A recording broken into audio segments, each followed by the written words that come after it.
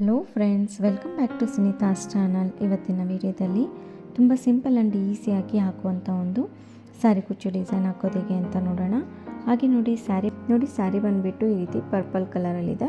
ಹಾಗೆ ಪರ್ಪಲ್ ಕಲರಲ್ಲಿ ಥ್ರೆಡನ್ನು ತೊಗೊಂಡಿದ್ದೀನಿ.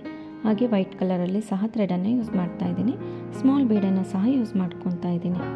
ಈ ರೀತಿಯಾಗಿ ನಾನು ಪರ್ಪಲ್ ಕಲರಲ್ಲಿ ಫಸ್ಟು ನಾವು 87 ಥ್ರೆಡನ್ನು ತೊಗೊಂಡಿದ್ದೀನಿ. ಅದನ್ನು ನೋಡಿ ಈ ರೀತಿ ಸ್ಯಾರಿ ಬ್ಯಾಕ್ ಸೈಡಿಂದ ಒಳಗಡೆಗೆ ಈ ರೀತಿಯಾಗಿ ಎಳ್ಕೊಂಡಿದ್ದೀನಿ. ಕುಚ್ಚು ನಿಮಗೆ ಯಾವ ಸೈಜಿಗೆ ಬೇಕೋ ನೋಡಿಕೊಂಡು ಆ ಸೈಜಿಗೆ ಈ ರೀತಿಯಾಗಿ ದಾರಾನ ಇಟ್ಕೊಂಡು ಅಡ್ಜಸ್ಟ್ ಮಾಡ್ಕೋಬೇಕು. ಅದಾದಮೇಲೆ ನಾನಿಲ್ಲಿ ವೈಟ್ ಕಲರಲ್ಲಿ 47 ಥ್ರೆಡನ್ನು ತೊಗೊಂಡಿದ್ದೀನಿ. ಅದನ್ನು ಇದ್ರ ಮೇಲ್ಗಡೆನೇ ನೋಡಿ ಈ ರೀತಿಯಾಗಿ ಎಳ್ಕೋಬೇಕು. 47 ಥ್ರೆಡನ್ನು ಈ ರೀತಿಯಾಗಿ ಇಟ್ಕೊಂಡು ಇದು ಫಸ್ಟ್ ಸೈಜಿಗೆ ಕುಚ್ಚು ನಾವು ಎಷ್ಟು ಉದ್ದ ಬಿಟ್ಕೊಂಡಿದ್ದೀವೋ ಅಷ್ಟೇ ಥ್ರೆಡನ್ನು ಇಲ್ಲೂ ಸಹ ಇದೇ ರೀತಿಯಾಗಿ ಇಟ್ಕೊಂಡು ನೀಟಾಗಿ ಅದು ಮಧ್ಯಭಾಗಕ್ಕೆ ಬರೋ ರೀತಿಯಲ್ಲಿ ಇಟ್ಕೋಬೇಕು. ಆ ಕಡೆ ಈ ಕಡೆ ಪರ್ಪಲ್ ಕಲರ್ ಕಾಣಿಸ್ಬೇಕು, ಮಿಡಲ್ಗೆ ವೈಟ್ ಕಲರ್ ಕಾಣಿಸೋ ರೀತಿಯಲ್ಲಿ. ಅದಾದಮೇಲೆ ನೋಡಿ ಎಮ್ಮಿಂಗ್ ನೀಡಲ್ಗೆ ನಾನಿಲ್ಲಿ ಜರಿ ಥ್ರೆಡನ್ನು ಹಾಕ್ಕೊಂಡು ಈ ರೀತಿ ಬ್ಯಾಕ್ ಸೈಡಿಂದ ಮುಂದ್ಗಡೆಗೆ ಎಳ್ಕೊಂಡು ಈ ರೀತಿ ನಾಟ್ ಮಾಡ್ಕೊತಾ ಇದ್ದೀನಿ.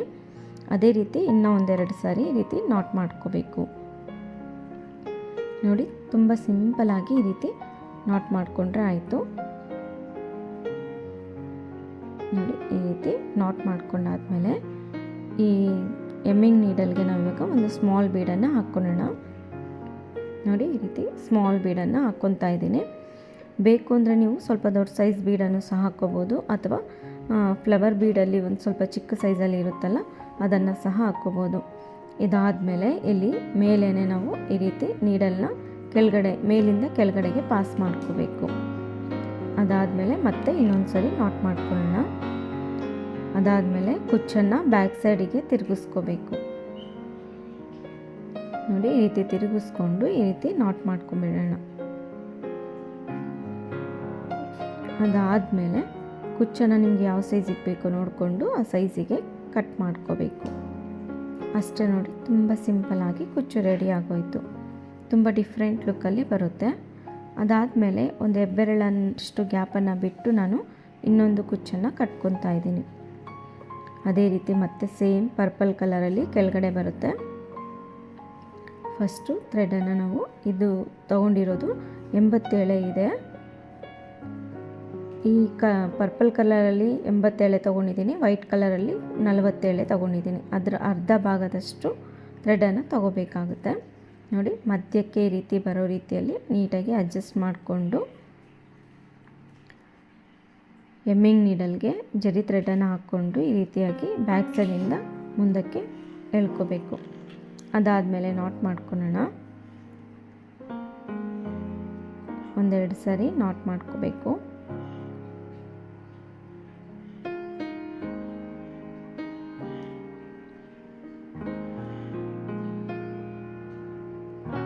ತುಂಬ ಈಸಿಯಾಗಿದೆ, ಕ್ವಿಕ್ಕಾಗಿ ಮಾಡ್ಕೊಂಬಿಡ್ಬೋದು. ಬೇಬಿ ಕುಚ್ಚಿಗಿಂತ ಸ್ವಲ್ಪ ಡಿಫ್ರೆಂಟ್ ಲುಕ್ಕಲ್ಲಿ ಬರುತ್ತೆ. ಯಾರು ಬೇಕಾದರೂ ಸಹ ಈಗಷ್ಟೇ ಕಲಿತಿರೋರು ಸಹ ಆರಾಮಾಗಿ ಈ ಡಿಸೈನ್ನ ಟ್ರೈ ಮಾಡ್ಬೋದು. ನೋಡಿ ಈ ರೀತಿ ಒಂದು 3 ಸಾರಿ ನಾಟ್ ಮಾಡ್ಕೋಬೇಕು. ಅದಾದಮೇಲೆ ನೀಡಲ್ಗೆ ಒಂದು ಸ್ಮಾಲ್ ಬೀಡನ್ನು ಹಾಕ್ಕೊಳ್ಳೋಣ.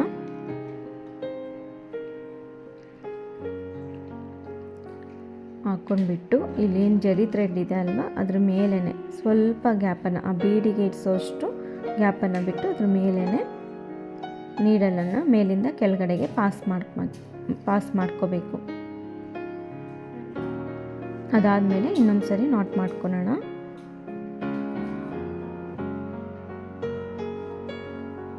ನೋಡಿ ಈ ರೀತಿಯಾಗಿ ಇನ್ನೊಂದು ಸರಿ ನಾಟ್ ಮಾಡ್ಕೊಳ್ಳೋಣ. ಅದಾದಮೇಲೆ ಕುಚ್ಚನ್ನು ಬ್ಯಾಕ್ ಸೈಡಿಗೆ ತಿರುಗಿಸ್ಕೊಂಡು ನೀಡಲನ್ನು ಕೆಳಗಡೆಗೆ ಪಾಸ್ ಮಾಡ್ಕೋಬೇಕು. ಪಕ್ಕದಲ್ಲಿ ನಾವು ಯಾವ ರೀತಿಯಾಗಿ ಕುಚ್ಚನ್ನು ಯಾವ ಸೈಜಿಗೆ ಕಟ್ ಮಾಡ್ಕೊಂಡಿರ್ತೀವಿ ನೋಡಿ ಅದೇ ಸೈಜಿಗೆ ಇಲ್ಲಿ ಕಟ್ ಮಾಡ್ಕೋಬೇಕು. ಅಷ್ಟೇ ನೋಡಿ, ತುಂಬ ಸಿಂಪಲ್ಲಾಗಿ ಕುಚ್ಚು ರೆಡಿ ಆಗೋಯಿತು.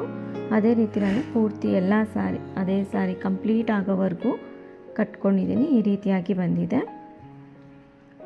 ಲುಕ್ ವೈಸ್ ನೋಡಿದರೆ ತುಂಬಾ ಚೆನ್ನಾಗಿದೆ. ಬೇಬಿ ಕುಚ್ಚಿಗಿಂತಲೂ ತುಂಬಾ ಹೊಸ ಲುಕ್ಕಲ್ಲಿ ಬರುತ್ತೆ. ಕಸ್ಟಮರ್ ಹೇಳ್ದಾಗೆ ನಾವು ಇದೇ ರೀತಿಯಾಗಿ ಮಾಡಿದ್ದೀನಿ. ನಿಮಗೆ ಬೇಕು ಅಂದರೆ ಫ್ಲವರ್ ಬೀಡ್ ಏನಾದರೂ ಹಾಕ್ಕೋಬೋದು ಅಥವಾ ದೊಡ್ಡ ಬೀಡನ್ನು ಸಹ ಹಾಕ್ಕೋಬೋದು.